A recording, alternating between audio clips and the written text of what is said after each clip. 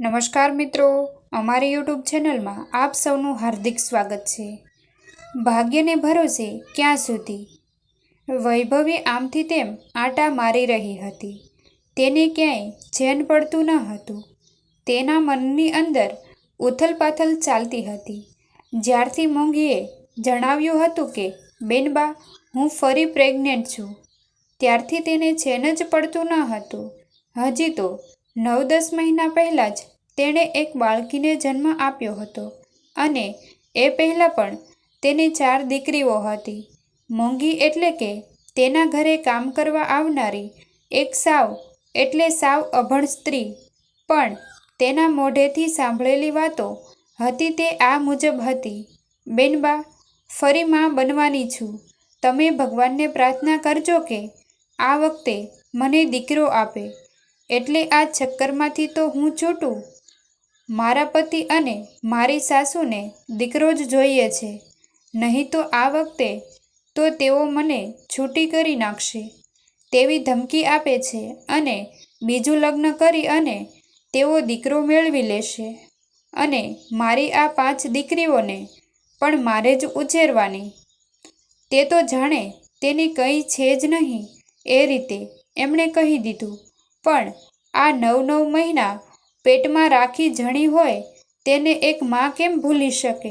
અને હું ડિલિવરીના સમય સુધી કામ કરીશ, પછી 10 કે 12 દિવસમાં ફરી પાછી કામે આવી જઈશ, એટલે તમે પગાર કાપવાની વાત નહીં કરતા। હવે તો હું પણ ટેવાઈ ગઈ છું। નવું હતું ત્યારે તકલીફ થતી હતી, પણ હવે તો આ અને મોંઘી એકદમ ચૂપ થઈ ગઈ અને ફરી પાછી કામે વળગી અને કામ કરીને જતી પણ રહી। પણ તેના આ વાક્યો તેના મનમાંથી જતા જ ન હતા કે સ્ત્રી આખરે એક પુરુષ માટે છે શું, અને તેમાંય આ વર્ગના પુરુષો તો જાણે સ્ત્રીને સાધન સમજતા હોય તે રીતે જ તેનો ઉપયોગ કરે છે। સ્ત્રીની શારીરિક સ્વસ્થતા પણ તેને માટે કંઈ મહત્વ નથી રાખતા। ઉપરા ઉપરી 5 દીકરીને જણીને મોંઘીની તબિયત તો જો કેવી થઈ ગઈ છે। આ તો સારું છે કે એ અમારા જેવા બધાને ઘરે કામે જાય છે, એટલે 2 પૈસા મળે છે અને બધા તેને સાચવી પણ લે છે। થોડું જમવાનું આપે, થોડુંક પોષણ આપતી દવાઓ પણ આપે, તેની દીકરીઓનું પણ ધ્યાન રાખી લેતા હોય છે અને તેના પતિને તેની ચિંતા રહેતી નથી। બહુ વિચાર્યા પછી એવું લાગ્યું કે આ વખતે મોંઘીને લેડી ડૉક્ટર પાસે લઈ જવી અને તેની પહેલાં ચેકઅપ કરાવી ક્યાંક પ્રેગ્નન્સીમાં તેને કંઈક કોમ્પ્લિકેશન નથી ને? અમે બીજે દિવસે નિર્ધારિત સમયે મોંઘીને લઈને ડૉક્ટર લતાબેન ચંદ્રાણા પાસે ગયા અને તેની સાથે મારે ઘનિષ્ઠ સંબંધ હતો, કારણ કે મારી બંને ડિલિવરી પણ તેની પાસે જ કરાવી હતી। લતાબેન મોંઘીને ચેક કરીને અને કહ્યું કે ખૂનની બહુ જ કમી છે અને બાળકને પોષણ પણ જોઈએ તેવું મળ્યું નથી, એટલે બાળક માનસિક રીતે અને શારીરિક રીતે તંદુરસ્ત નહીં જન્મે તેવું લાગે છે। એબનોર્મલ ચાઇલ્ડ જન્મવાની પૂરી શક્યતા છે, માટે મારા મતે તો મોંઘીએ એબોર્શન કરાવી નાખવું જોઈએ અને પછી ફેમિલી પ્લાનિંગનું ઓપરેશન પણ કરાવવું જોઈએ, જેથી કરીને તેની તબિયત પર અસર ન થાય અને પ્રોટીન વિટામિનવાળા ટોનિક લઈ અને પહેલાં હેલ્થ સરખી કરવી જોઈએ। પણ બાળકનો સવાલ હતો એટલે તેના પિતાની પરમિશન વગર તે શક્ય ન હતું। આથી બીજે દિવસે તેના ઘરવાળાને લઈ અમે આવશું તેવું નક્કી થયું। બીજા દિવસે મોંઘી, તેનો પતિ અને હું અમે ચંદ્રાણાના ક્લિનિક પર પહોંચ્યા। ચંદ્રાણાએ તેને એટલે કે મોંઘીના પતિને સમજાવ્યું કે આ પ્રેગ્નન્સીમાં તમારી પત્નીનો જીવ પણ લઈ શકે એમ છે અને હેલ્થની રીતે અત્યારે બિલકુલ સ્વસ્થ નથી કે એક બાળકને જન્મ આપી શકે અને તેનો ઉછેર પણ ન કરી શકે, અને તે પણ આ બાળક તો એબનોર્મલ જ આવશે, કારણ કે તેનો અંદર જોઈએ તેવો વિકાસ નથી.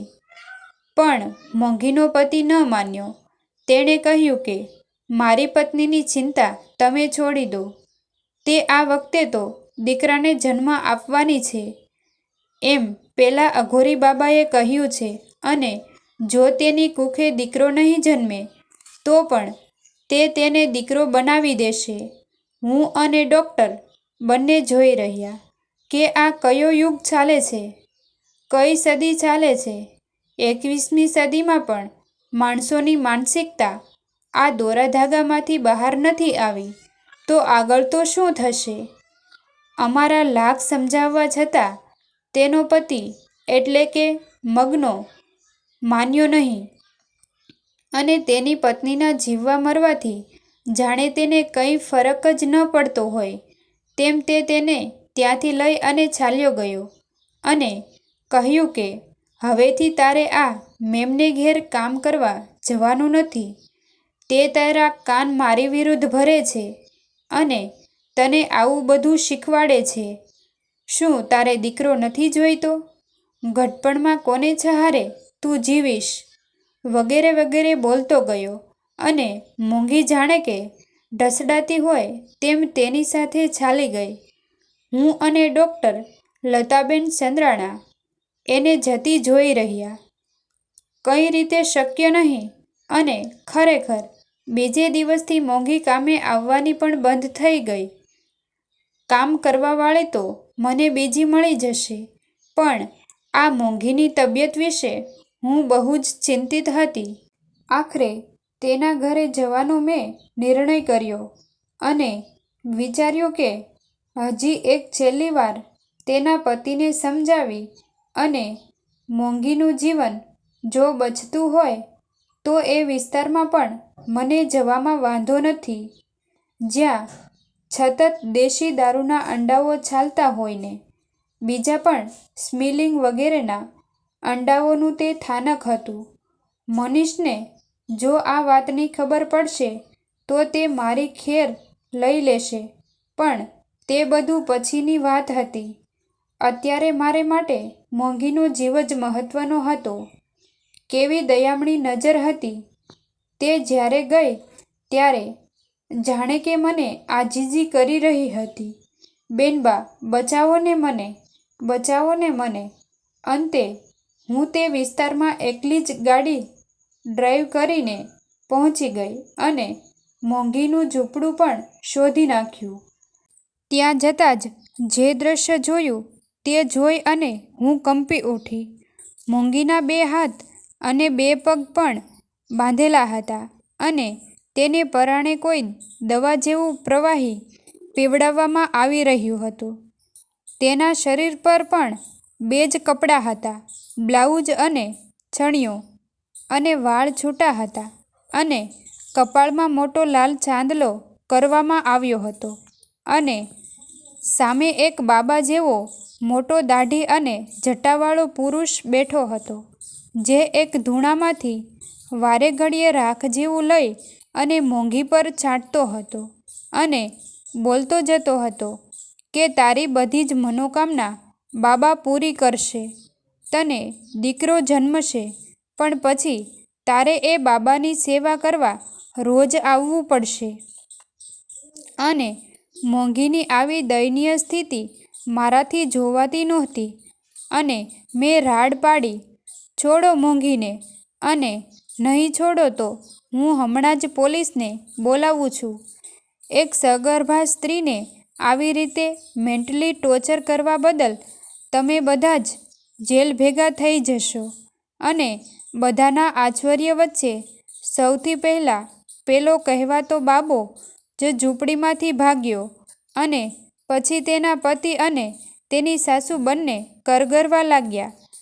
બેન, પોલીસને નહીં બોલાવતા.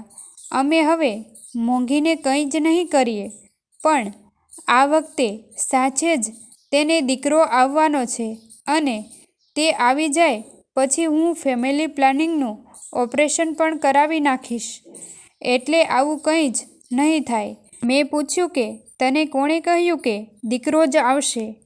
તેણે કહ્યું કે આ બાવાએ મને કહ્યું હતું અને એની માટેના અગ્નવિધિના 21,000 રૂપિયા અને દીકરો આવે એની ખુશીના બીજા 30,000 એમ કરી અને 51,000 મેં તેને આપ્યા છે. મને એકદમ દયા આવી ગઈ કે કેટલા અબુધ અજ્ઞાની માણસો છે કે જેને કોઈ પણ આસાનીથી દીકરાના નામે છેતરી જઈ શકે છે. મેં શાંતિથી ત્યાં બેસી અને તેના પતિને સમજાવ્યું કે જો દીકરો આવવાનો જ હોત તો પેલો બાવો અત્યારે કેમ ભાગી ગયો? આ એક વૈજ્ઞાનિક પ્રક્રિયા છે અને તેમાં કોઈ એટલે કે કોઈ જ કંઈ કરી શકે નહીં અને કદાચ દીકરો આવી પણ જાય પણ હોઈ શકે મગજનો વિકાસ ન થયેલો હોય તો ચાલી પણ ન શકે અને એવી દયનીય સ્થિતિવાળા બાળકને તું આ મોંઘવારીમાં આ 5 દીકરી ઉપરાંત કેમ ઉછેરીશ?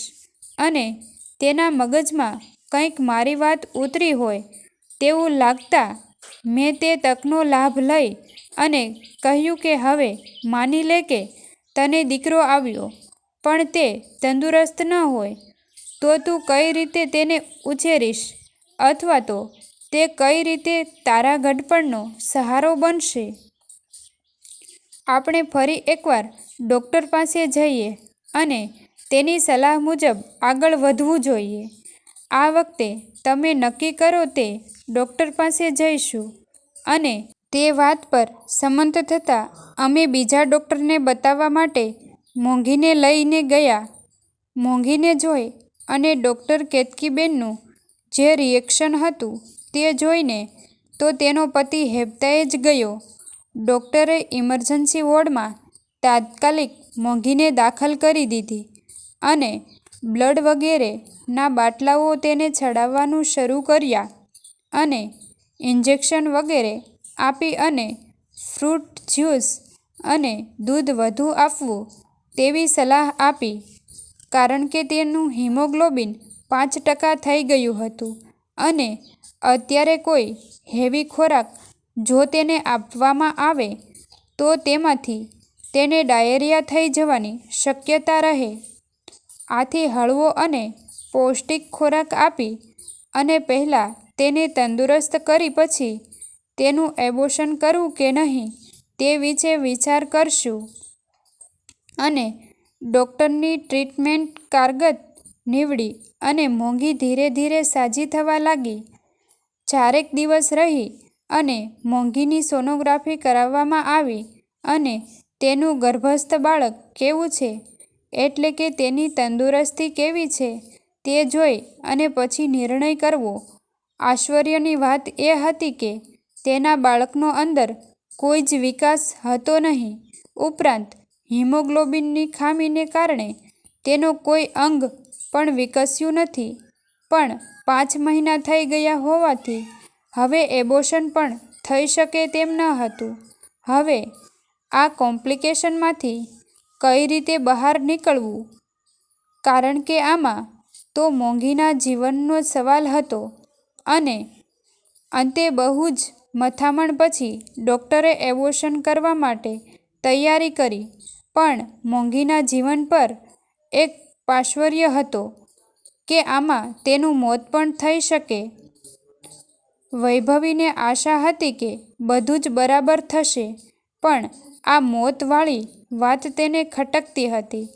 તેણે 1 દિવસનો વિચારવાનો સમય માંગ્યો. તેના પતિ અને તેની સાસુને કંઈ આમાં બહુ રસ ન હતો કારણ કે તેને તો દીકરો મળવાનો ન હતો. બહુ વિચાર્યા પછી વૈભવીએ મોંઘીને સમજાવી કે એબોર્શન નહીં કરાવ તો બંને મરી જશો અને પાછળથી આ 5 દીકરીઓનું શું? તારો પતિ તો બીજા લગ્ન કરી અને આને રખડતી મૂકી દેશે. પણ જો તું બચી જાય તો આ 5નું જીવન તો સુધરી જશે. અને મોંઘીના મગજમાં આ વાત ઉતરી ગઈ.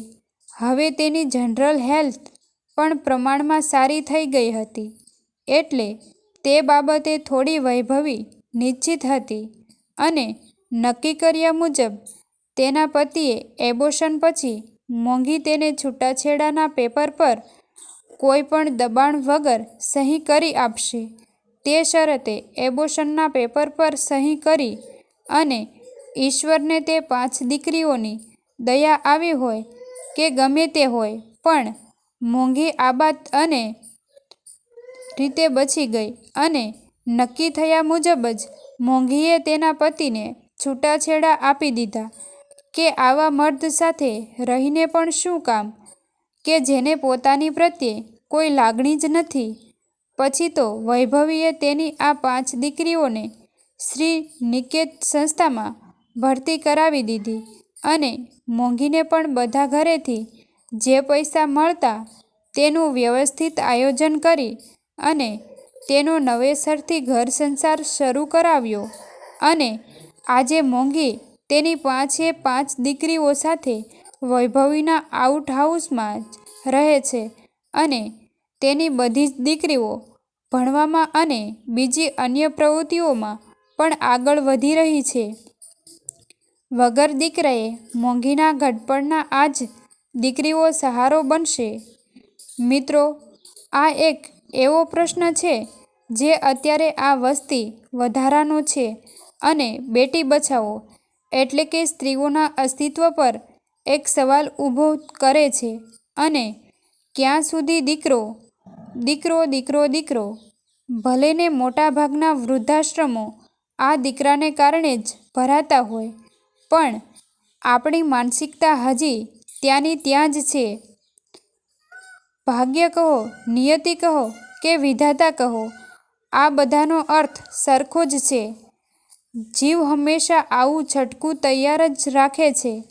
કોઈ સ્ત્રી બાળકને જન્મ દેતા તેનું બાળક ગુજરી જાય તો પણ તે લોકો એમ જ કહેશે કે વિધાતાએ ધાર્યું હતું તે થયું. કોઈ સ્ત્રીને એબનોર્મલ બાળક આવે તો પણ લોકો એમ જ કહેશે કે નિયતિનો કોઈ ઉપાય નથી, અથવા તો બાળકને જન્મ દેતા જો મરણ પામે તો પણ લોકો એમ જ કહેશે તેના ભાગ્યમાં આવું મોત લખાયું હશે. આખરે શું? તો ભાગ્યને ભરોસે ક્યાં સુધી? એ પ્રશ્નાર્થ સાથે આ વાર્તા મૂકી છે.